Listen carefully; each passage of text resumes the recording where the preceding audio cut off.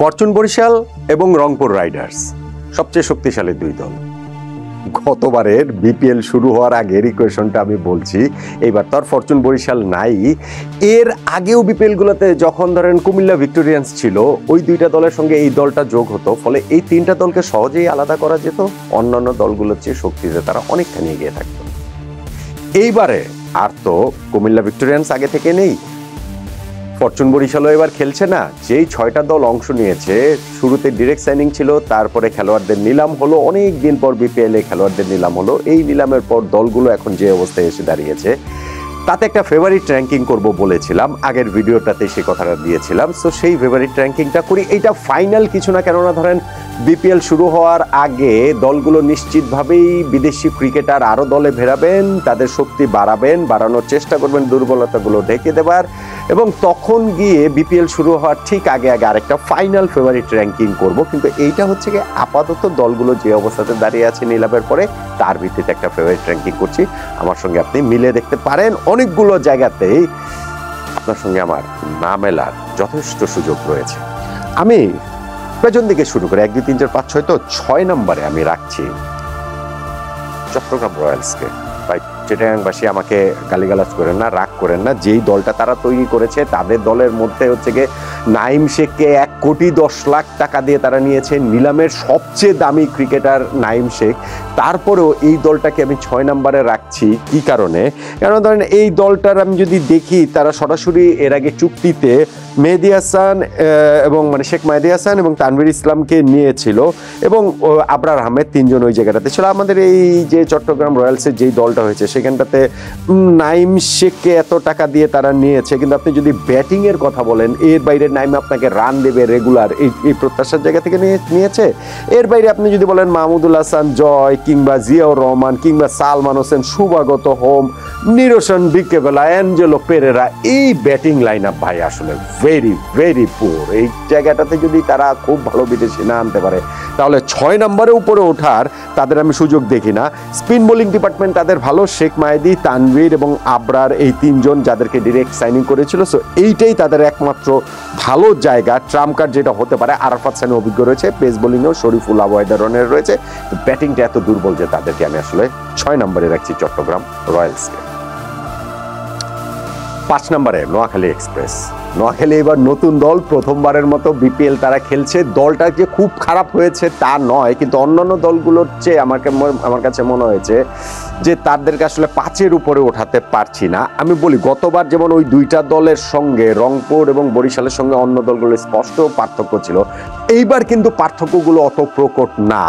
ফলে এইটা খুব সহজেই কিছু বিদেশি প্লেয়ার ইনক্লুড করলে বা টুর্নামেন্ট যখন শুরু হবে তখন যদি একটা মোমেন্টাম পেয়ে যায়, এই জিনিসটা চেঞ্জ হয়ে যেতে পারে। কিন্তু আপাতত আমার কাছে নোয়াখালী এক্সপ্রেসকে আমি আসলে 5-এর উপরে রাখতে পারছি না। তাদের এই দলটাতে হাসান মাহমুদ, সৌম্য সরকার, জনসন চার্লস, কুশল মেন্ডিসকে তারা ডিরেক্ট সাইনিংয়ে নিয়েছে। তার মধ্যে সৌম্য, চার্লস, কুশল মেন্ডিস টপ অর্ডার ব্যাটিংয়ের সঙ্গে এইখানটাতে তারা 50 লাখ টাকা দিয়ে হাবিবুর রহমান সোহানকে নিয়েছে। ফলে টপ অর্ডার ব্যাটিংটা তাদের এক্সপ্লোসিভ হওয়ার এভরি পসিবিলিটি রয়েছে।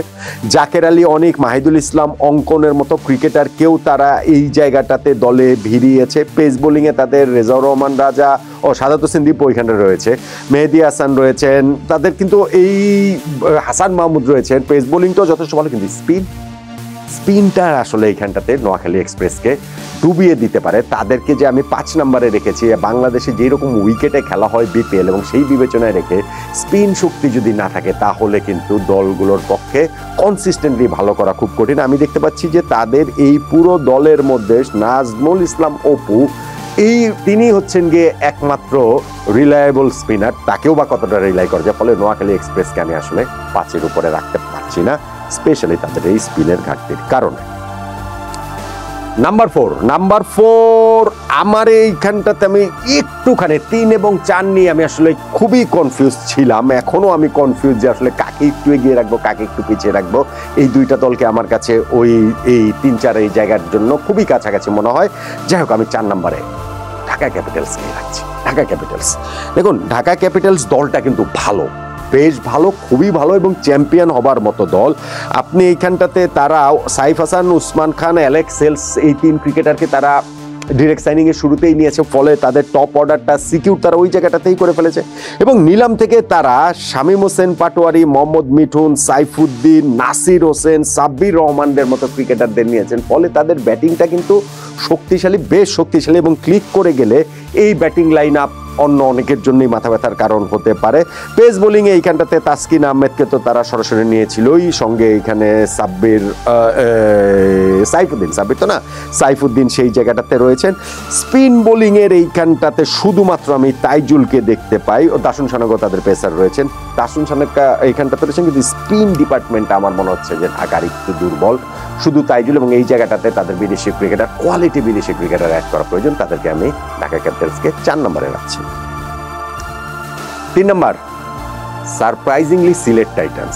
মানে সিলেট টাইটান্সকেই আমি আসলে 4-এ রাখবো নাকি 3-এ রাখবো, ওইটা নিয়ে একটু কনফিউজ ছিলাম। আর সারপ্রাইজিংলি বলছি কেননা হচ্ছে গিয়ে সিলেটের যেই দল গতবার তৈরি হয়েছিল, দল তৈরির সময় বোঝা গিয়েছে যে এই দলের পক্ষে লাস্ট ছাড়া অন্য কোনো কিছু হওয়া সম্ভব নয়, এত রকম দুর্বল ছিল। কিন্তু এইবারের দলটা কিন্তু খারাপ হয়নি, বেশ ভালো হয়েছে। এবং নিলামের পরে আমি তো সেই কারণেই তাদেরকে 3 নম্বরে রাখছি। আপনি দেখেন এই দলটাতে হচ্ছে গিয়ে তারা সাইম আইয়ুবকে পিক করেছে, এবং সাইম আইয়ুবকে যদি তারা পুরো টুর্নামেন্ট খেলাতে পারে সেইটা একটা মাস্টার স্ট্রোক হয়ে যেতে পারে।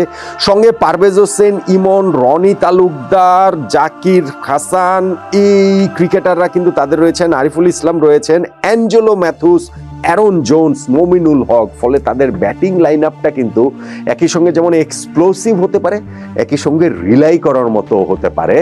উইকেটের চরিত্র বিবেচনা করে এইটা আসলে এই অ্যাডাপ্টেশন যেই ব্যাটিং লাইন আপগুলো থাকবে তাদের পক্ষে ভালো করার সম্ভাবনা বেশি। সিলেটের ব্যাটিং লাইন আপের সেই সক্ষমতার জায়গাটা রয়েছে। স্পিন বোলিং ডিপার্টমেন্ট তাদের খুবই ভালো। নাসুম, মিরাজ, সাইম আইয়ুবও তো এখন হচ্ছে গিয়ে বিশ্বের সেরা টি-20তে 1 নম্বর অলরাউন্ডার হয়ে গেছেন তার ওই স্পিন বোলিং এর কারণে। ও আফিফও তো তাদের রয়েছেন এই সিলেট দলটাতে ব্যাটিং এর কথা যেখানটাতে বলছিলাম। ফলে তাদের এই জায়গাটা আসলে খুবই খুবই স্ট্রং বলে আমার কাছে মনে হয়। পেস বোলিং এও মোহাম্মদ আমের রয়েছেন, এইখানটাতে তারা হয়তো বা পেস বোলিং এ আরো কাউকে বিদেশ থেকে অ্যাড করতে পারেন। সেই ক্ষেত্রে সিলেটের পক্ষে কিন্তু কনসিস্টেন্টলি ভালো করার চান্স থাকবে। আমি সিলেটকে 3 নম্বরে রাখছি। টুর্নামেন্ট শুরু হওয়ার আগে 2 নম্বরে আমি রাখছি রাজশাহী ওয়ারিয়র্সকে। Rajshahi very good team, very balance team. তারা যেই টিমটা করেছে এবং সেই টিমটাতে মানে টিমটার পেছনে অনেক ব্রেইন আছে বোঝা যায়, অনেক চিন্তা ভাবনা করে প্লেয়ার কোন পজিশনে কোন প্লেয়ার লাগবে সবগুলো জায়গা ফাঁকা করার, মানে ফাঁকা জায়গাগুলো ভরাট করার চেষ্টা এখানটাতে রাজশাহী ওয়ারিয়র্স করেছে। তারা শুরুতেই ডিরেক্ট সাইনিংয়ে নাজমুল হোসেন শান্ত, তানজিদ হাসান তামিম, সাহেবজাদা ফারহানের মতো 3 জন টপ অর্ডার ব্যাটসম্যান নিয়েছে। ফলে এই জায়গাটা তারা ওয়েল কাভার্ড, এবং তারা এই অকশন থেকে জিসান আলমকেও নিয়েছে। ফলে টপ অর্ডারটা নিয়ে কোনো দুশ্চিন্তা থাকার কোনো কারণ নেই। তারপরে আপনার এখানে ব্যাটসম্যান হিসেবে ইয়াসির আলী চৌধুরী, রাব্বি, আকবর আলী, তাদেরকেও এখানটা নিয়েছে। এস এম মেহরব হাসান, মুশফিকুর রহিমকে তারা কিন্তু এই জায়গাটাতে শেষে গিয়ে অ্যাড করেছে। এবং সেইখানটাতে আমার কাছে মনে হয় মুশফিক তো কনসিস্টেন্ট পারফর্মারই, তিনি তো রান করবেনই। ফলে তাদের ব্যাটিং লাইন আপটা কিন্তু টপ অর্ডার বলেন, মিডল অর্ডার বলেন, লোয়ার মিডল অর্ডার বলেন, সেটা কিন্তু মোটামুটি আসলে খুবই খুবই ভালো বলে আমার কাছে মনে হয়। পেস বোলিংয়ে তাদের এইখানটাতে তানজিম হাসান সাকিবকে তারা 68 লাখ টাকা দিয়ে নিয়েছে, নিশ্চয়ই অনেক বড় এক্সপেকটেশন তার কাছে। সঙ্গে আমাদের কিছুদিন আগে যে ওই এশিয়া কাপ খেলে আসলো, রাইজিং স্টার্স এশিয়া কাপের আমাদের বোলিংয়ের 2 হিরো রিপন মন্ডল এবং আব্দুল গাফফার সাকলাইন, এই 2 জনকেও কিন্তু তারা এইখানটাতে নিয়েছে।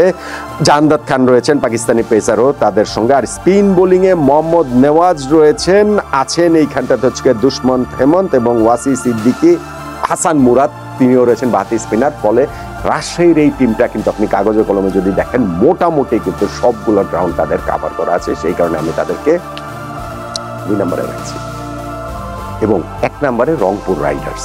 রাজশাহীর চেয়ে যে অনেক এগিয়ে তারা বিষয়টা সেটা নয়, কিন্তু 1 নম্বরে রাখার পেছনে প্রথমত তো দল তো ভালোই, এবং আরেকটা যেটা আমার যে কারণে আমি রেখেছি যে তাদের বিদেশি ক্রিকেটারের কালেকশন এখন পর্যন্ত খুব ভালো না, কিন্তু মানে দলের মতো না, কিন্তু রংপুর রাইডার্সকে আমরা অতীতেও বিভিন্ন সময় দেখেছি যে যখন প্রয়োজন পড়ে, প্রয়োজনের সময় বিগ নেম এরকম ফরেন প্লেয়ার তারা নিয়ে আসতে পারে, সেইটাও কিন্তু ডিফারেন্স মেকার হয়ে যেতে পারে। গতবারের বিপিএল এর শুরুটা তাদের জন্য অসাধারণ ছিল, টানা কয়টা 8টা-9টা ম্যাচ জিতে মনে হচ্ছিল যে এই দলের কাছ থেকে শিরোপা কেড়ে নেবে, তারপরে একবার টানা ম্যাচ হেরে টেরে তারা ফাইনালেই পৌঁছতে পারেনি। কিন্তু এইবার রংপুর রাইডার্স যেই টিমটা করেছে সেই টিমটা আসলে সব দিক বিবেচনা করেই আমার কাছে খুব দারুণ মনে হয়। সেটা আপনি যদি ব্যাটিং বলেন, লিটন দাস, তাওহিদ হৃদয়, নুরুল হাসান সোহান নিজে রয়েছেন, খাজা নাফি, সো তাদের এই দলটা মাহমুদুল্লাহ রিয়াদকে তারা পরবর্তীতে অ্যাড করেছে। আমার কাছে যেটা আউটস্ট্যান্ডিং মনে হয় এই দলটার, সেটা হচ্ছে কি যে তাদের বোলিংটা, ব্যাটিং এর চেয়েও তাদের বোলিংটা অনেক ভালো, এবং সেটাই স্পিন বোলিং বলেন, পেস বোলিং বলেন, বাংলাদেশের টপ পারফর্মাররা এই জায়গাটাতে রয়েছে। সেইখানটাতে আপনি পেস বোলিং এ মোস্তাফিজুর রহমান এভার রিলায়েবল, সঙ্গে আপনি এক্সপেক্টর হিসেবে আপনি নাহিদ রানা রয়েছে, নাহিদ রানাকে অ্যাড করেন। আর স্পিন বোলিং এর এইখানটাতে তাদের রাকিবুল হাসান রয়েছেন, আলিস আল ইসলাম তিনিও আসলে এইখানটাতে রয়েছেন, এবং সুফিয়ান মকিং পাকিস্তানের যে মিস্ট্রি স্পিনার রয়েছেন। এই তিনজন কিন্তু প্রতিপক্ষ ব্যাটসম্যানদের অবস্থা কাহিল করে দিতে পারেন, একেবারে ত্রাহি মধুসূদন অবস্থা করে দিতে পারেন, এবং মুস্তাফিজ আর নাহিদ রানার কথাও বললাম। ফলে তাদের কিন্তু হচ্ছে গিয়ে এই টিমটা খুবই খুবই ব্যালেন্স টিম বলে আমার কাছে মনে হয়। রংপুর রাইডার্সকে আমি আসলে 1 নম্বরেই রাখছি। তাহলে বিপিএল শুরু হওয়ার আগে না, বরং বিপিএল এর নিলাম শেষ হওয়ার পর নট আউট মানে যে ফেভারিট র্যাঙ্কিং সেই অনুযায়ী 1 নম্বরে রংপুর রাইডার্স, 2 নম্বরে নোয়াখালী এক্সপ্রেস, 3 নম্বরে সিলেট টাইটান্স, 4 নম্বরে ঢাকা ক্যাপিটালস, 5 নম্বরে নোয়াখালী এক্সপ্রেস, এবং 6 নম্বরে এইখানটাতে হচ্ছে গিয়ে চট্টগ্রাম রয়্যালস। আমি কি ঠিক বলেছি? 1 নম্বরে রংপুর রাইডার্স, 2 নম্বরে রাজশাহী ওয়ারিয়র্স, 3 নম্বরে সিলেট টাইটান্স, 4 নম্বরে ঢাকা ক্যাপিটালস, 5 নম্বরে নোয়াখালী এক্সপ্রেস, এবং 6 নম্বরে চট্টগ্রাম রয়্যালস। আপনিও কি আমার এই ফেভারিট র্যাঙ্কিং এর সঙ্গে একমত? পুরোপুরি একমত হওয়ার তো কোনো কারণই নেই। আপনার ফেভারিট র্যাঙ্কিং এ কোন দল কোথায় থাকবে জানিয়ে দিতে পারেন।